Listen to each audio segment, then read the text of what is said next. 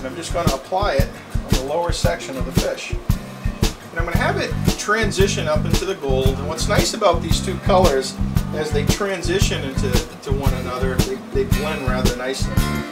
Now here's the other advantage of using some of these raw powder pigments, is that if you don't like what you see, you can just literally take a paper towel and wipe it off.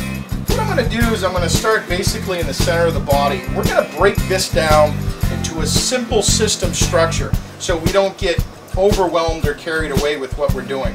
What I like to do is I like to start with the beginning or the front of the spiny dorsal. And what I'm going to do is I'm just going to create a shape. Okay, then I'm going to move over. I'm going to create another surface.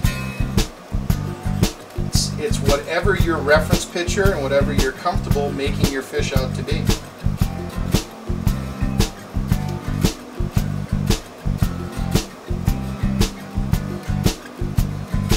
So again, we've put the big bars in, and now we're putting in some of these little sub bars to create more depth and more detail to our fish.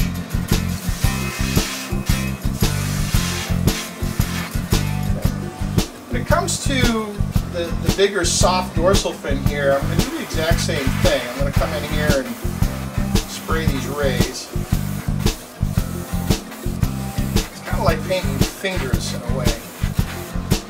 Pull some real small fine strands off of here. But we can see a lot of little fine strands coming off of even this strand. And that's really what we're looking for. So we're going to come in here and we're going to pull some of those little fine strands right off.